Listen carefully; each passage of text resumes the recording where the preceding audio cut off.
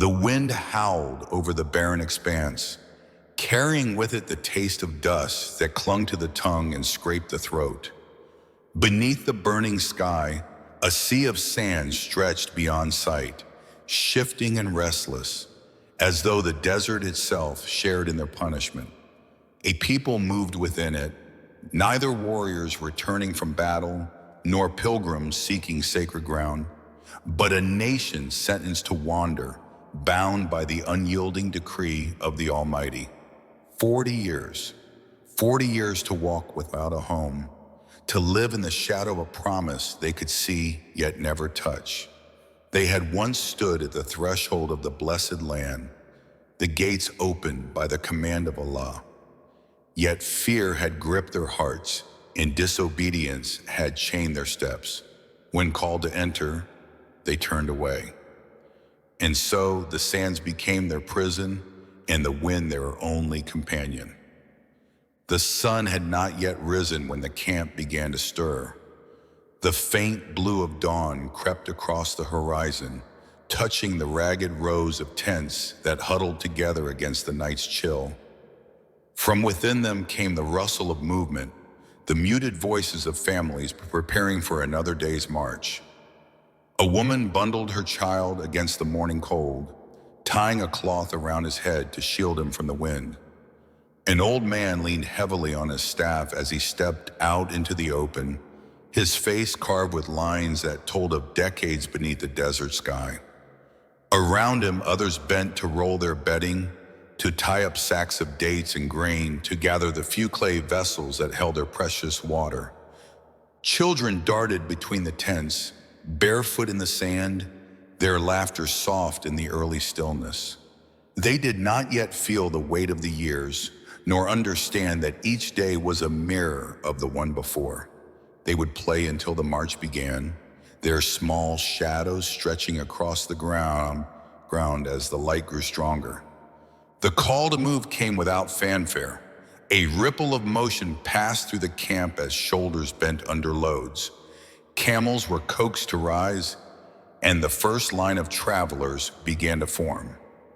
Musa, peace be upon him, walked at the fore, his staff in hand, his eyes fixed on the horizon.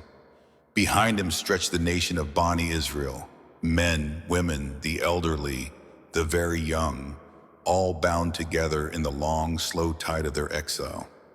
The desert was quiet in the morning, the air still cool, the sand pale beneath the dim light.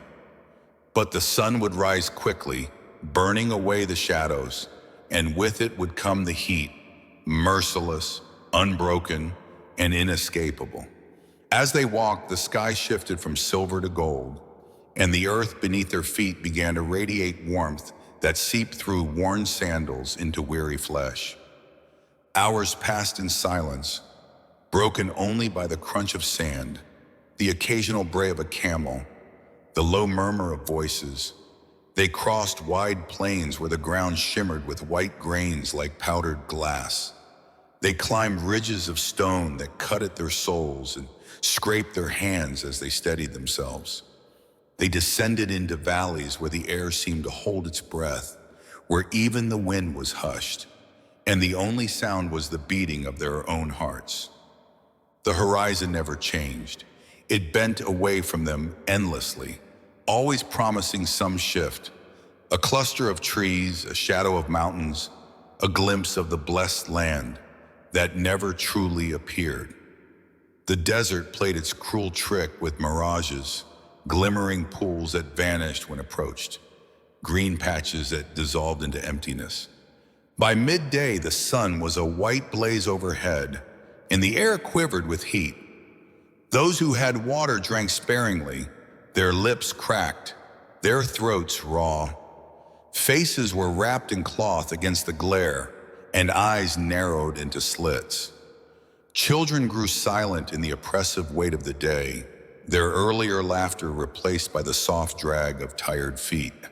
And still they walked, past the stone they had passed before, past the rise in the land they had climbed countless times, past the solitary twisted tree whose branches cast the same thin shadow it had the day before.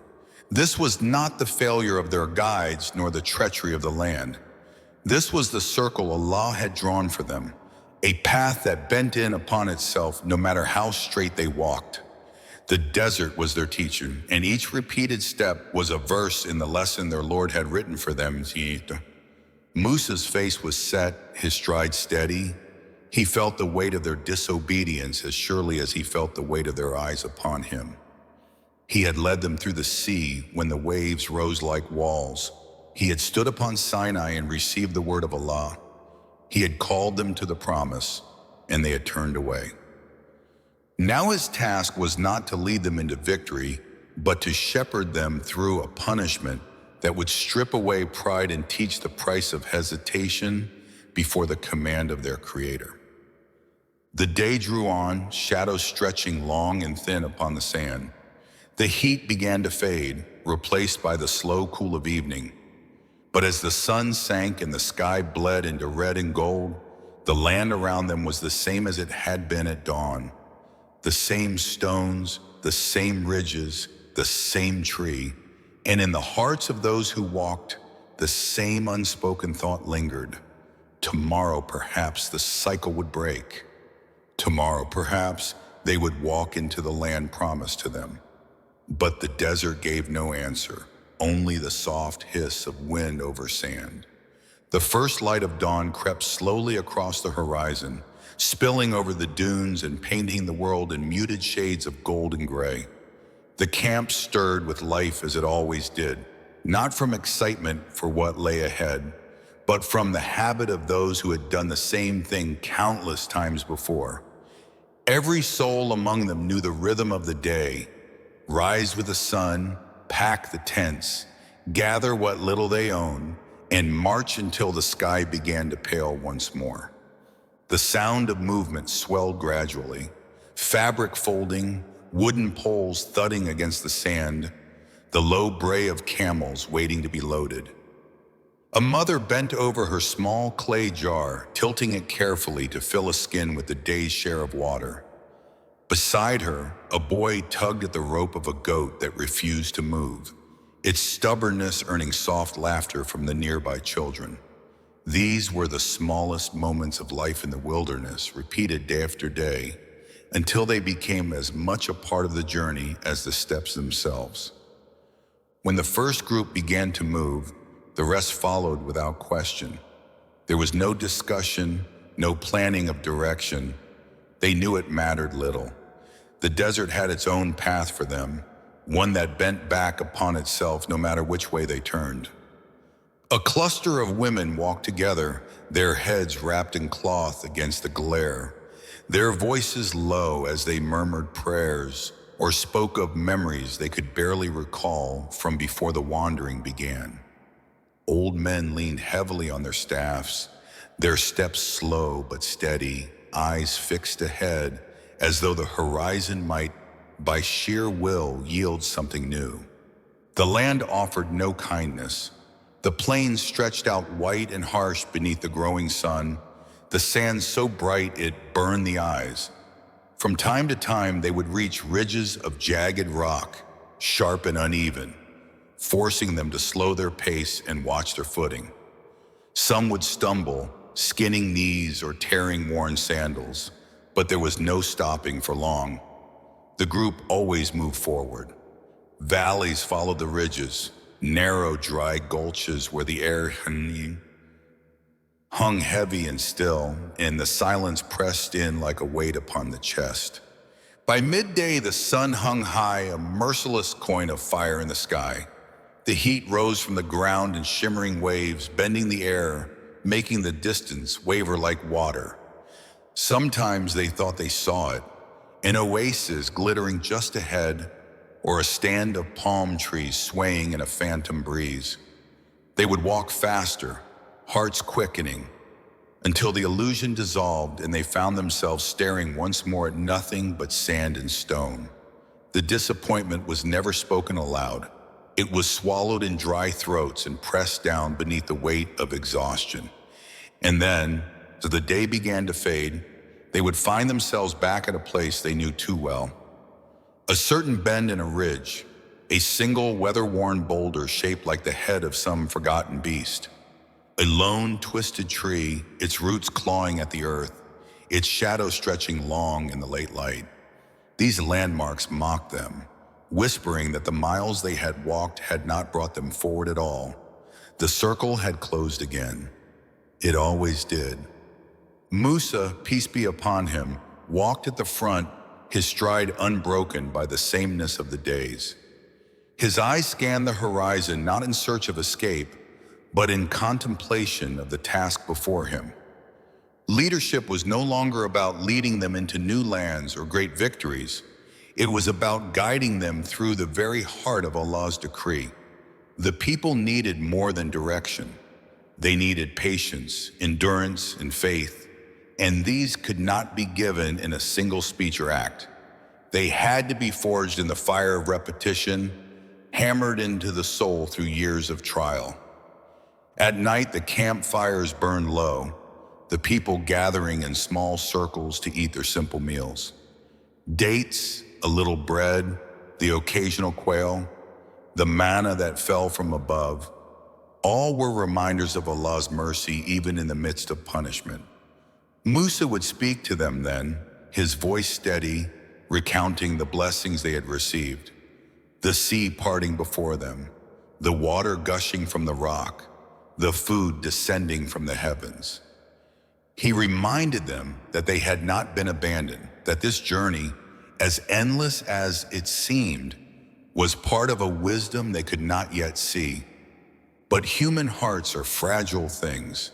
In the stillness of the night, when the desert winds whispered against the tents, doubts would creep in, whispers of Egypt, of the homes they had left, of the familiar life even under Pharaoh's cruelty. Some murmured openly, others held their complaints behind tight lips, but Musa heard them all. They were his people, his charge, and their burdens pressed upon him as heavily as the sand beneath his feet. The hardest blow came with the death of Harun, peace be upon him. The desert, already vast and empty, seemed to hollow further with his absence. Harun had been more than a brother. He had been a partner in every trial, a voice that could soothe the restless and speak truth to the arrogant. Musa remembered the day when fear had gripped his tongue before Pharaoh, and it was Harun who had stood beside him, words flowing with clarity and strength. Together they had faced rebellions, weathered storms of doubt, and held the fragile unity of their people through sheer will and the guidance of Allah. When Harun's time came, there was no city to honor him, no great assembly to mark his passing, only the desert, the weary camp, and the people they had both led for so long. Musa dug the earth himself, his hands steady, though his heart was heavy. He laid his brother to rest beneath the open sky, the wind carrying the news into the endless expanse. The silence after the burial was deeper than the silence of the valleys. It was the silence of something irreplaceable gone. From that day, Musa's stride remained firm, but the space beside him felt different. The counsel that had once been spoken in quiet moments was gone. The shared glances in times of trial were gone. Now the leadership was his alone to bear, and the weight of it pressed harder with each passing day. Yet still, at every sunrise, the call to move came, and still the people gathered their belongings and walked. They crossed plains so familiar they could have named every rise and hollow. They passed the same landmarks under the same sky, and the same sun scorched them until evening fell. Even the rare clouds that drifted overhead brought no rain, only brief moments of shade before the heat returned. The desert's lesson was unchanging. Obedience delayed was obedience denied, and the cost of turning away from Allah's command was counted not in hours or days, but in years that stretched like the horizon without end. The dawn broke heavy with silence, yet an unspoken tension gripped the air as the city of Yathrib seemed to pause between breaths. Rumors had begun to stir like desert winds, whispers of betrayal, of plots woven in shadow. Among the people, some carried these rumors with fear, others with quiet anticipation, but for the companions of the messenger, the awareness was sharper, the vigilance unyielding. The world around them was changing, and in the folds of these changes lurked signs that many could not yet recognize. The alliances once thought to be steadfast began to show cracks. Those who had pledged safety and cooperation to the Muslims were now seen speaking in hushed tones behind closed doors, their eyes darting with the guilt of concealed agendas. It was during this time that verses were revealed, exposing the hypocrisy buried deep in the hearts of men who smiled outwardly but seethed inwardly with envy and resentment. These revelations struck like lightning in the night, illuminating the truth so starkly that it was impossible for the believers not to see. The prophetess, with the weight of his mission pressing against his shoulders, moved through these days with a serenity that baffled even his enemies. He could read the intentions of men not merely from their actions, but from the tremor of their voices, the shift in their gaze. Abdullah ibn Ubay, the chief of the hypocrites, played his role with the poise of an actor, weaving words of false loyalty while nurturing plots to undermine the messenger from within. His influence extended to tribes and individuals whose faith had not yet taken root deeply enough to resist the sway of worldly gain. Yet, despite their schemes, the prophet carried on, guiding the community with patience and resolve, knowing that Allah's plan was greater than the plotting of men. The cracks of hostility began to widen after the events of Uhud. The sting of that battle's loss was still raw, and the hypocrites used it as a weapon, whispering doubts into the ears of the weak-hearted. They claimed that the Muslims had been abandoned, that the prophet's leadership was faltering. But these were not mere rumors. They were carefully calculated efforts to erode unity. Outside the city, eyes from distant lands were watching. The Quraysh in Makkah, still nursing their vengeance, sought to capitalize on every internal rift, while neighboring tribes measured the strength of Medina's resolve. The air grew thick with the scent of impending conflict. It was in this environment that news arrived of a gathering storm, an alliance of Quraysh and their allies, united under a single aim, to crush the Muslims once and for all. The scale of this threat was unlike anything the believers had faced. 10,000 strong, the Confederates marched toward Medina like an unrelenting tide of steel and dust. In the heart of the city, the prophet convened his companions to prepare for this looming siege. It was Salman al-Farisi who proposed the digging of a trench, a strategy unfamiliar to the Arabs, but one that could turn the terrain into a shield. Without hesitation, the prophet embraced the idea, and soon the sound of iron striking earth echoed across Medina. The digging of the trench became more than a military preparation. It was a testament to the unity and resolve of the believers.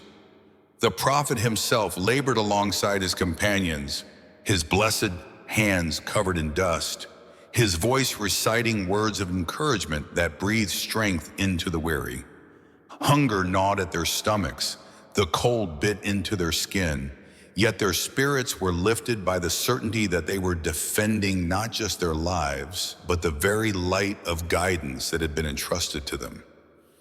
Every strike of the pickaxe was an act of faith, every shovelful of earth a defiance against the darkness gathering beyond the city. When the Confederate forces finally arrived, they found themselves halted by the unexpected barrier. Their horses balked at its edges, their plans disrupted before the battle had even begun. Days turned into weeks as the enemy laid siege, hurling taunts and arrows, hoping to break the resolve of the Muslims. The hypocrites within the city whispered their defeatist counsel, urging retreat, surrender, compromise. But the prophet stood firm. his presence a fortress of unshakable trust in Allah. The companions held the line, their eyes scanning both the trench before them and the shadows within the city walls, wary of treachery from both directions. The siege tested every measure of endurance. Supplies grew scarce, the cold nights seemed endless, and the enemy's strength loomed like an unmovable mountain. Yet in the stillness of the night, when the wind carried the distant sounds of the enemy's camp, the prophet raised his hands in dua, seeking the aid of the one whose power dwarfs all armies. And then, as suddenly as the storm had gathered, it began to break. A fierce wind swept through the Confederate camp, tearing down their tents, scattering their fires, sowing confusion among their ranks. Disheartened, they withdrew, their massive force reduced to retreating shadows on the horizon. Medina had been preserved not by sheer numbers or weaponry, but by faith, unity, in the decree of Allah. But even in victory, the prophet knew that the trials were far from over. The hypocrites had not vanished. They had only retreated into deeper layers of deceit. The Quraysh nursed their wounds with renewed hatred, and distant empires began to take notice of this growing force in Arabia. The believers had survived the storm, but the path ahead still wound through valleys of test and sacrifice. And so the prophet continued to guide his people, each step forward a lesson in patience, resilience, and trust in the promise of Allah. The wind howled over the jagged cliffs as the final hours of the long and harrowing journey began to unfold. The sun was setting in hues of crimson and deep gold, casting its dying light upon a battlefield not yet soaked with blood, but heavy with the certainty of confrontation. Every shadow seemed longer, every whisper of the air more foreboding. Khidr stood at the edge of the rocky plateau, his green cloak rippling like a banner of defiance against the forces gathering in the unseen distance. His gaze was fixed, not on the horizon, but on something beyond human sight, a realm where truth and deception battled unseen, where the fate of souls was determined before swords even clashed. The Dajjal was near, not in flesh, but in influence, his whispers already corroding the hearts of the many who dwelled in the villages below. Night came quickly, its cloak wrapping the world in chilling darkness. Fires were lit in the encampment, their crackling flames illuminating the weary faces of those who had traveled with Khidr. Some were warriors hardened by decades of combat. Others were seekers who had never held a sword but carried faith as their only shield. Each man and woman present had heard the tales. The Dajjal's arrival would not be just an event of brute force, but of illusions so convincing that truth itself would seem to twist and bend. The camp was silent except for the wind and the quiet murmurs of prayer as they awaited the hour when Khidr would rise again to lead them into the unknown. The dawn broke without fanfare, a pale and weak light slipping over the horizon. As they descended into the valley, a strange heaviness filled the air, as though the earth itself resisted their steps. It was there, in the shadow of a crumbling fortress, that they saw him, not yet in his full guise, but cloaked in the likeness of a humble traveler. His voice carried easily on the still air, calm, persuasive, every word dripping with what seemed like wisdom, yet bound with venom. He spoke of peace without submission to the Creator, of abundance without gratitude, of life without accountability. The people around him listened in rapture, their eyes glazed over, their breaths slow as though caught in a dream. Khidr stepped forward, his presence breaking the strange spell for a moment. The Dajjal's gaze shifted toward him, and in that instant, the air seemed to crackle with unseen power. "You," the false Messiah said softly, his lips curling into a smile that held no warmth, "are the one who still walks between life and death. Tell me, how long will you fight what is inevitable?" The question was both a challenge and a taunt. Khidr did not answer in haste. He spoke of the eternal, of the one who grants life and decrees death, of the truth that cannot be altered by any creature, no matter how powerful. Yet each word was met with counterwords, each truth distorted by a half-lie, until the conversation became a duel of reality and illusion. The onlookers swayed between belief and doubt. Some began to move toward the Dajjal, drawn by his promises, while others clung to the fragments of truth they still recognized in Khidr's voice. Then, without warning, the false Messiah extended his hand, and the very earth beneath them shifted. The crumbling fortress seemed to repair itself in seconds, its towers rising high into the sky, banners unfurling in a sudden wind. Before their eyes, fields bloomed with green, and rivers surged with sparkling water. Hunger and thirst vanished from those who believed in him. The temptation was overwhelming. Khidr knew this was not the time for force, but for endurance. He turned to those still with him, guiding them away from the vision before their eyes hardened into faith in a lie. The Dajjal's voice echoed behind them, promising wealth, safety, and long life to all who remained. Many faltered, but those who followed Khidr crossed into a barren stretch of land where the illusion could not reach. There, under the unforgiving sun, they regrouped, their numbers fewer but their hearts steadier. Khidr reminded them that truth often walks the harder road, and falsehood always offers shortcuts lined with comfort and pleasure. Days turned into weeks, and the struggle became less about confronting the Dajjal directly and more about resisting the slow erosion of faith in the hearts of men. Whispers spread through villages. Some said the Dajjal had healed the sick. Others claimed he had brought the dead back to life. Each story carried seeds of both truth and deceit. Khidr moved by from place to place, quietly dismantling the illusions, showing the people the cracks in the wonders they had seen. But each time he did, the Dajjal countered with new spectacles, more dazzling than before. The final meeting came on a plain under a blood-red sky. No illusions clouded the air this time.